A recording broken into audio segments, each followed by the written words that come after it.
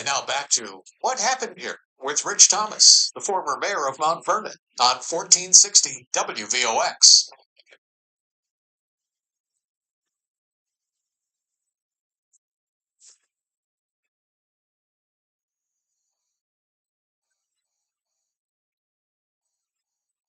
Welcome back, welcome back, welcome back. My name is Rich Thomas. You're listening to What Happened Here on 1460 on your AM dial, WVOX at Whitney Global Media Station. We're here every Wednesday from 12 noon to 1 p.m. asking the question of what happened here with a particular situation. And this week we're talking about sports, technology, social economic mobility. And on the line, we have a very special guest that's discussing with us the blueprint, the action plan to activate and redeem the dream for our youth development. We have with us Dr. Marcus Bright, who has authored the book Brighter Ways Forward, Reflections on Sports, Tech, and Socioeconomic Mobility. We're talking about, how, sports and technology can truly bridge gaps in communities that need it. And before Dr. Bright came on, in the previous segment, the show opened up with a discussion about how there's a tragedy in Mount Vernon where a 14-year-old child was shot and killed, and the suspect that has been arrested is 21 years old. And if you rewind back 4 years in both of their lives, the 14-year-old was 10, the 21-year-old was 17. And when you ask yourself, what were they doing at that time that they got on a path that led to such peril? And those problems came about because we have, more access to guns than we do to computers in schools. We have a problem where we have more access to guns and violence than we do, sports programs. So I just want to make sure you know that our guest is talking about the solution, not contributing to the problem. He's talking about the answer. And we need answers. We need action. And so I'm very excited and very happy to have on Dr. Marcus Bright. And he was, welcomed with callers that called in that said, we need open and honest leadership. We need action. And Dr. Bright, thank you for touching upon these things. Now I know we had a call on the line that was talking about football. I don't know. Yeah, so thank you, Chris, for calling. I hope we address your concern. It's a losing battle, Chris, when it comes to having that dialogue with your spouse about whether or not your child's going to play a sport. I could tell you I already lost that fight, but at least my son is getting to play flag football until he reaches an age where I guess my wife decides or he decides that he wants to play full contact football. I'm down with it right now, but again, I pick my battles, man. I learned that the hard way a couple times. But nonetheless, Dr. Bright, thank you for being with us. I know we're running down on time. We have about 8 minutes left on the show. Can you just tell everybody where they can find your book? Where can they get Brighter Ways Forward?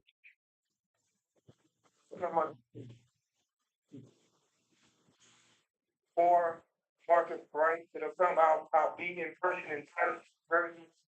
As a part of the lecture series on 3:30 p.m. at the Patterson Free Library. Mm, So I want to engage in person and bring this discussion in person.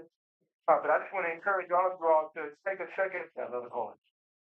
Sport in our society, in every dimension of it, and connect that with the skills that both young and old are going to need to be economically viable. And so we can use sports as an honor map and attach some of these skill building activities. It can be, I use science and coding as an example, but it's not exclusive to that. It can be the trades, it can be, it can be any number of different things that can help to make both economically viable yep. to really be competitive in this economy. But not just as you alluded to for children, but also we need to build bridges for adults to be able to bridge into this new tech economy. But then also we can do that in partnership with the tech companies that are the beneficiaries of our patients. And let me and let me just jump in because I know we have a caller and I just want to get this call in and squeeze in for a few seconds. Caller, thank you for tapping in. We have a few moments and then we're going to have a quick recap of the show. Thank you for joining. Hi, Richard. This is Lorraine calling. Hi, Lorraine. Thank you for calling in. Okay. I do believe sports are very important. You know, children will learn to work as a team. A good coach could be very valuable to a child's upbringing and life. But I think, as the gentleman said, I mean, it's important, maybe, well, definitely to bring back trade, to Absolutely. have children learn that they could have something that they love to do and make a career out of it, say a hobby. Watching these cooking shows, all these chefs are like, you know, I was in trouble as a teenager if I didn't find, you know, cooking and going to cooking school and becoming a chef, you know, where I would be. Different shows where people are designing clothes. It has been their salvation, and I think this generation has to have enough confidence, and that's being brought forward by the adults to try these things and to have them in the school or after school. We don't have enough after school clubs that really mean are really to our kids nowadays. Yes, yes, yes, and yes. And Lorraine, thank you for calling in with that, affirmation because, you think about all the money that's been poured into communities following COVID. Where did all the money go? How come it didn't go into youth programs, youth sports? And you hear about the education gap with the fourth grade level, which is really concerning to me because I have a fourth grader. Hmm. But the reality is there are so many kids out there that, you know, have not put their hands on a football or a baseball or a basketball or a hammer or a tool to figure out that there are other possibilities in life. And so I hope you take a look at brighter ways forward because our guest who's on the line with you, if you want to ask him a question, he's still on the line. Dr. Bright, what do you have to say? That's money. That's yeah. Just school homework. Like them to do homework with them. You know, either you employ some of the teachers that have retired or ask for people to volunteer because it's much easier if it's not your child, you know, and it's just easier to help them with homework. I think that's a problem as well. Yeah, I agree. Okay, power can see nothing without a demand, and you have the ability and the capacity to elevate whatever issue is important to you and demand that action be taken. And you know, one way you certainly need investment, both from the public and private sector. Another thing to keep an eye on is this $64 billion broadband funding that is embedded in this infrastructure bill. We need to understand how that money is going to be spent and distributed as well, and how that can be leveraged for the socioeconomic mobility of communities like Mount Vernon, and then how can we leverage some of the existing resources that may be dormant or underutilized students. Yep. Yes, One of the yes. reasons why we didn't have computer science down here was we didn't have anyone qualified to teach it. So I said, let me go to these colleges and universities and deputize some of their computer science students Hmm. and then provide them some funding to go into these schools and to have school programs, even Saturday programs, and teach these young people some of those skills. And then we then turn around and help to connect them with some of the tech companies so that they can advance their own careers. We Right. want to build a longitudinal career pipeline that goes all the way from from childhood to adulthood. And also, the younger people, when they're learning all of this from the college students, there's no reason why they can't go to senior citizen centers and help senior citizens learn how to work around a computer and emails and things like that. Absolutely. You You, know, I think that's a good generation uh, blending. not only good generation, but a lot of wisdom and experience that needs to be applied. Exactly. So I do the best. I mean, I know in Maricel we're struggling with just what Mount Vernon is struggling with, and to keep our youth engaged and to have them find a path for their life. Well, there's a book, there's an action plan, Brighter Ways Forward. You can get it on Amazon. It's the Okay. blueprint, and I know Dr. Bright's going to be in Patterson, New Jersey. Maybe there could be a book signing event in New Rochelle or Mount Vernon. We have two great libraries here that I think would be very well interested. Yeah. Exactly right. Yeah.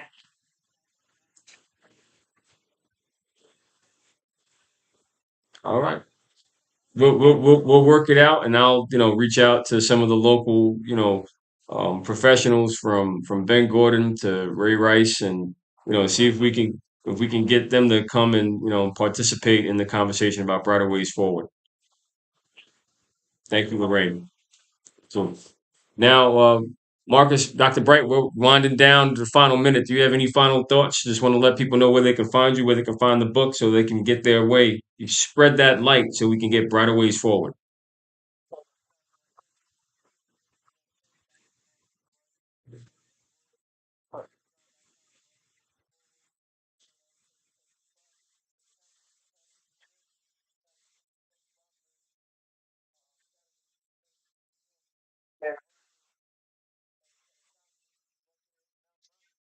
Go.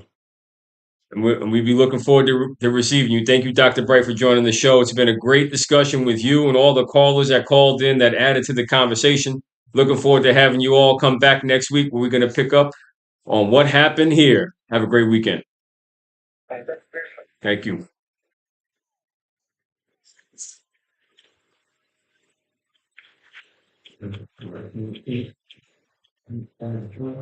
I'm going to let this run for a minute. I'm going to talk to you guys online real fast. And I just want to say thank you all for being patient and being a part of this show today. I know that on Instagram it was a little it got cut off on Instagram, and here we go. I just want to turn this back, and I just want to look in one direction. So just give me a second. But I just want to thank everybody for being a part. I was a little behind today because I was with Zaire Fernandez's family in court. The 14-year-old that got shot and killed last week. Um, just a terrible situation. And so I had to be there for the family. And I just want to make sure you all know I still called in. We had a great top of the show with callers calling in from Vince and Chris to Armando. All you guys, thank you so much for calling in. Um, it's what we're all feeling. We're all exhausted, and we all need action, honest leadership in action. And I thank the callers for acknowledging my hard work and my efforts to get positive things done for my beloved Mount Vernon. And I just want to make sure you all know that I'm very grateful for the engagement and the continued conversation about how we can really make brighter ways forward. Our guest, Dr. Marcus Bright, was tremendous, and I thank him for joining, and I thank each of you out there for commenting, especially on Facebook, YouTube, and Instagram, but also on WVOX for calling into the show earlier. So just know that you know if you rewind 4 years, Zaire was 10 years old, and the suspect that shot and killed him allegedly. Um, you rewind 4 years. He's 21 now. He was 17. What happened 4 years ago? And that's what Lorraine, when she called in, she was talking about. Lorraine was talking about how we're struggling to keep our kids engaged with all these different programs. And right now, I know 4 years ago, the programs that were put in place by me were dismantled by this current administration inside City Hall. And um, COVID did hit, but COVID became a reason, not an excuse. it became a reason to invest more in youth development and building up the youth. And the COVID monies that did come to Mount Vernon were not used for the kids or the seniors. It was used to hire, you know, approximately 555 people inside City Hall. I don't know what this administration did with all the COVID money. What did they do? I don't see it in the streets. I don't see it in the services. I see taxes going up and services going down. And so I'm asking all of you out there to take a hard look at the situation in Mount Vernon.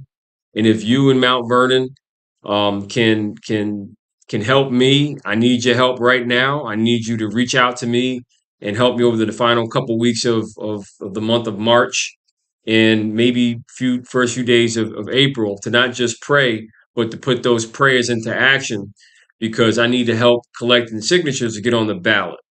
So if you can share a couple hours of your time between now, between this evening, or even going to into the weekend, we need your help to collect signatures from registered Democrats so I can get on the ballot.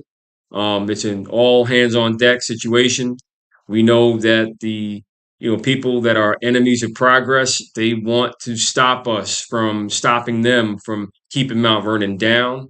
And you look at Mount Vernon today, it's still trapped in this donut hole watching everybody else build up.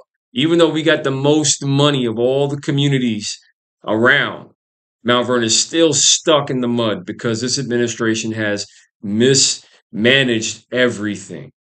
And, we'll go toe for toe, detail for detail on everything. But I can tell you right now, I need your help. So send me a direct message, be it on Instagram, Facebook, or YouTube, and I'll gladly connect with you and connect you with our campaign team to help us collect more signatures to get on the ballot. We know that this is a very important time period going into April, going into Easter. So a lot of people may be traveling, but we need everybody to take one moment and just pause and say, what can I do to help Mount Vernon? What can I do to help make the situation better? And what you can do is help me get on the ballot so I can help you and the people in Mount Vernon get back to brighter ways forward. So send me a note, drop me a line. I look forward to connecting with you. Need you guys. Thank you, Daily Tri-State, for all your support.